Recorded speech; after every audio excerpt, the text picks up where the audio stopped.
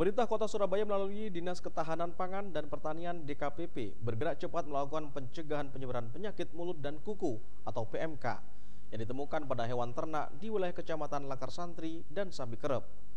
Langkah pencegahan itu dilakukan dengan menerjunkan Satgas PMK untuk mengawasi hewan ternak.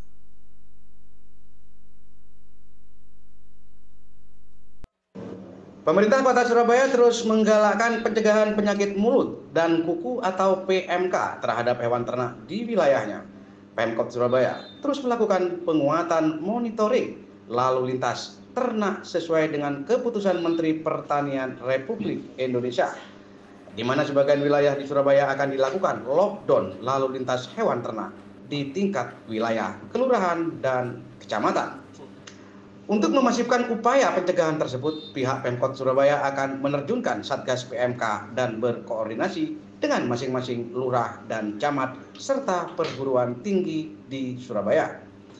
Untuk mengantisipasi penularan virus PMK pada hewan ternak, bukan hanya melalui sosialisasi di tingkat kelurahan dan kecamatan, tetapi juga melalui masjid, musola, dan peternakan hewan.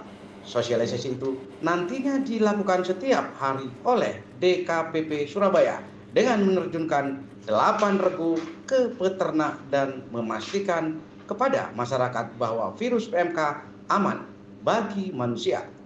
Setiap hewan ternak harus dilengkapi dengan surat resmi dari veteriner daerah asal. Hal itu berlaku juga bagi pedagang hewan kurban yang nantinya akan menjual hewan ternak di Kota Pahlawan saat menjelang Hari Raya Idul Adha.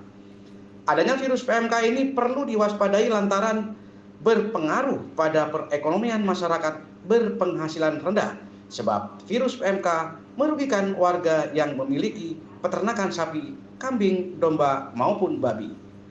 Oleh karena itu, dihimbau kepada seluruh lurah dan camat di Surabaya untuk turut serta melakukan sosialisasi dan pengawasan kepada para peternak maupun RPH di masing-masing wilayah. Nah, mulanya kita lihat dari kondisi tubuhnya. Dia berdiri semua atau ada yang ambruk atau ada yang duduk kayak gitu. Nah, kemudian kita lihat daerah sekitar mulutnya. Nah, kalau daerah sekitar mulutnya tidak ada bercak-bercak merah, seperti ada luka yang mengeluarkan darah atau lesi lainnya, aman. Kita lanjutkan lagi ke bawahnya, yaitu daerah sekitar mulutnya. Mulutnya mengeluarkan busa apa tidak? Busanya ini dihasilkan dari liur. Karena dia biasanya kan PMK ini nggak mau makan. Akhirnya suasana dari tubuhnya itu asam. Akhirnya mengeluarkan liur yang banyak. Himbauan untuk peternak yang ada di Kota Surabaya, saya harap untuk sekarang jangan beli ternak dulu. Terutama daerah-daerah yang sudah terkonfirmasi positif wabah PMK.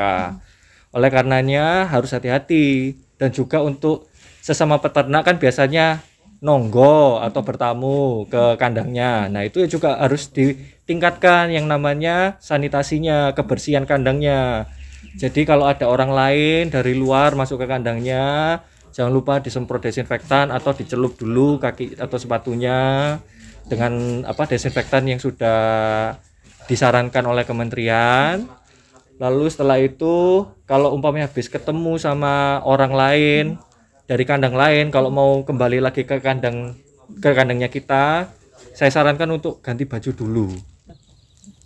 Terkait keresahan sama warga terkait nularnya ke manusia itu gimana? Oh, enggak. PMK sama sekali bukan penyakit zoonosis. Jadi untuk warga sekalian, silakan makan daging, silakan beli bakso, silakan makan soto, semuanya aman. Dari Surabaya, Jawa Timur, Tim Liputan Gada TV melaporkan.